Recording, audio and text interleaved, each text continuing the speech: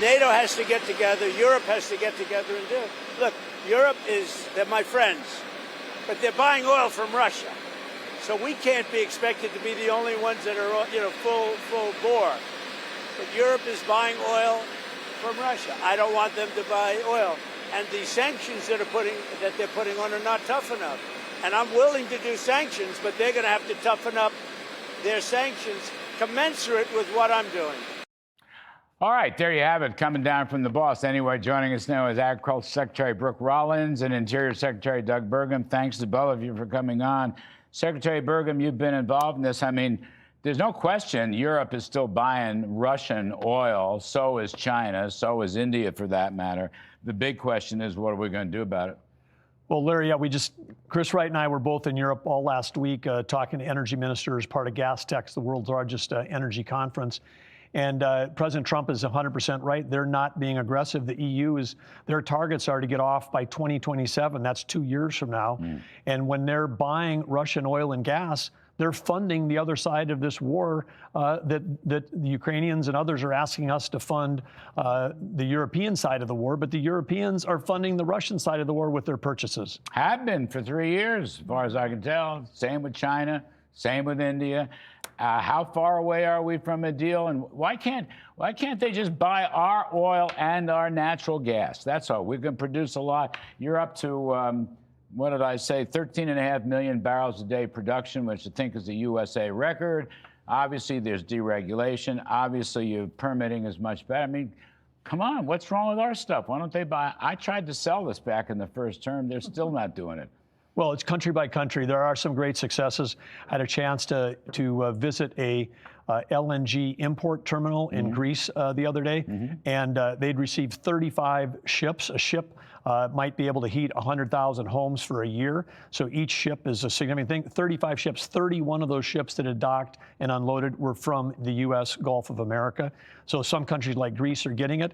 If we can get the pipeline infrastructure in, they had a test arrival this year, a sample ship that came in. They got gas all the way to Ukraine. We have an opportunity, Bulgaria, Romania, Southeastern Europe, get everybody off of Russian gas with the kind of infrastructure. We're permitted 7 export facilities. Remember, Joe Biden, they canceled building U.S. export facilities. One of the craziest things that they did.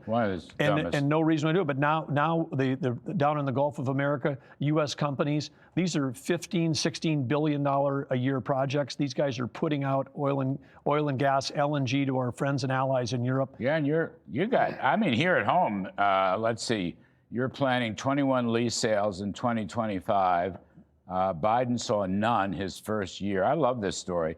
Department of Interior and Bureau of Land Management, that's you, Secretary Burgum, 11 lease sales under Trump, generating over 110 million, and plan to host 10 more this year, which is fantastic. If the Europeans would just wake up, I mean, well, anyway, they just, at some point, you got to do it. Brooke Rollins, just talk to you. I know you're here. You're going to stop wildfires. That's a very good thing. But you know Charlie Kirk very, very well, and I want to raise this point.